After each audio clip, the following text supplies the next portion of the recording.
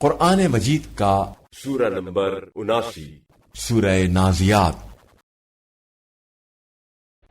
شروع کرتا ہوں اللہ کے نام سے جو بڑا مہربان نہایت رحم والا ہے۔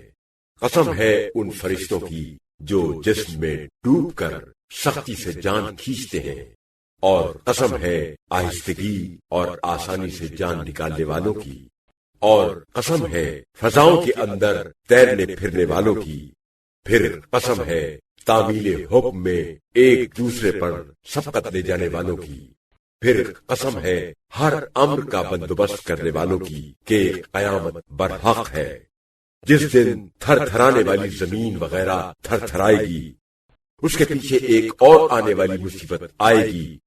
کچھ دل اس دن کانپ رہے ہوں گے، ان کی آنکھیں شدت خوف سے جھکی ہوئی ہوں گی۔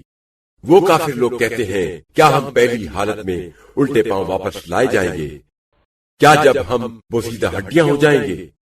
کہتے ہیں یہ واپسی تو بڑے گھاٹے کی ہوگی، حالانکہ اس واپسی کے لیے ایک زور کی ڈانٹ پڑے گی، پھر وہ کھلے ہوئے میدان قیامت میں موجود ہوں گے۔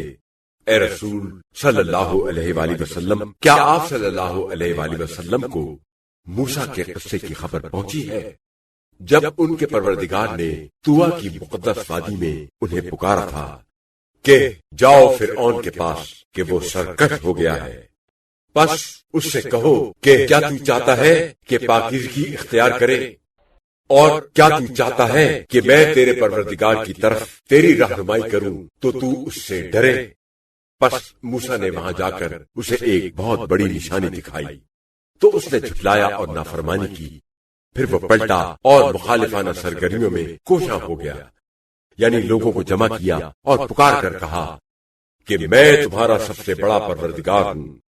پس اللہ نے اسے آخرت اور دنیا کے دوہرے عذاب میں پکڑا۔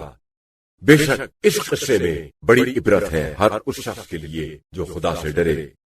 کیا تم لوگوں کا دوبارہ پیدا کرنا زیادہ مشکل ہے یا آسمان کا؟ اللہ نے اس کو بنایا اور اس کی چھت کو بلند کیا، پھر اس کو درست کیا، اور اس کی رات کو تاریک بنایا اور اس کے دن کو ظاہر کیا، اس کے بعد زمین کو بچھایا اور اس سے اس کا پانی اور چارہ نکالا، اور پہاڑوں کو اس میں گاڑا، تمہارے اور تمہارے مویشیوں کے لیے سامان زندگی کے طور پر۔ پس جب بڑی آفت قیامت آئے گی، جس دن انسان یاد کرے گا جو کچھ اس نے کیا ہوگا، اور ہر دیکھنے والے کے لیے دوزخ ظاہر کر دی جائے گی، پس جس شخص نے سرکشی کی ہوگی اور آخرت پر دنیاوی زندگی کو ترجیح دی ہوگی تو اس کا ٹھکانہ دوزخ ہوگا۔ اور جو شخص اپنے پروردگار کی بارگاہ میں حاضری سے ڈرتا رہا ہوگا اور اپنے نفس کو اس کی خواہش سے روکا ہوگا تو اس کا ٹھکانہ جنت ہے۔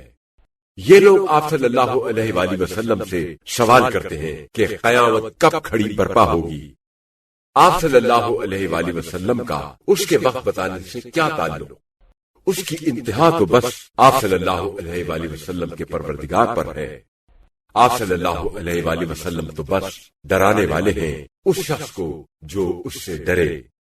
جس دن یہ لوگ اس قیامت کو دیکھیں گے تو انہیں ایسا محسوس ہوگا کہ وہ دنیا میں نہیں ٹھہرے تھے مگر ایک شام یا اس کی ایک صبح،